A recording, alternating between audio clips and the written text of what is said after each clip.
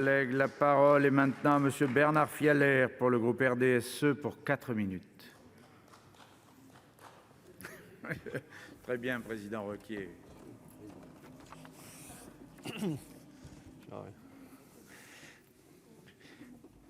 Monsieur le Président, Monsieur le Ministre, Madame la Présidente, mes chers collègues, la proposition de loi qui nous est présentée vise à élargir le marché du travail pour les personnes atteintes de maladies chroniques. L'inclusion sur le marché du travail est un réel enjeu pour les 20 millions de personnes atteintes d'une maladie chronique en France, dont 4 millions pour le diabète. Un quart de la population active pourrait même être concernée en 2025. Encore aujourd'hui, des discriminations frappent par exemple les personnes diabétiques dans leur choix de carrière et de formation, comme ça a été rappelé dans les dernières interventions.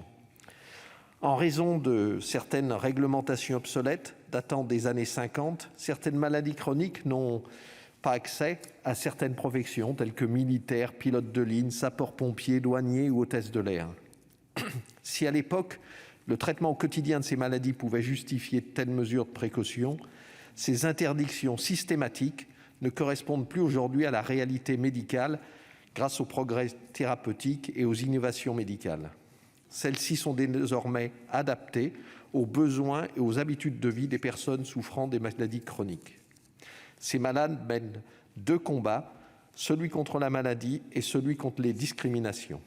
Il était donc tout naturel que le législateur modernise la réglementation, devenue complètement inadaptée aux réalités actuelles et source d'injustice, en revenant sur cette exclusion a priori de l'accès à certaines professions, au profit d'un système d'évaluation au cas par cas de l'aptitude des candidats.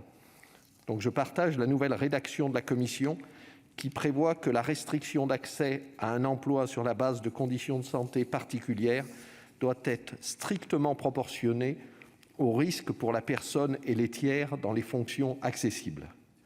Car certaines restrictions sont légitimes et fondées sur des impératifs de santé et de sécurité. De plus, il n'existe aucune liste exhaustive des métiers qui n'acceptent pas les personnes atteintes de maladies chroniques. L'article 1er met fin à cette situation en créant un comité d'évaluation chargé de recenser et d'évaluer la pertinence de ces textes.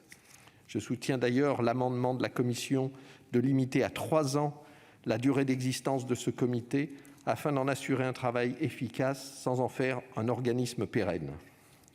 En tant que législateur, nous pouvons améliorer l'insertion professionnelle de millions de Français souffrant d'une pathologie chronique et mettre ainsi un terme à ces discriminations.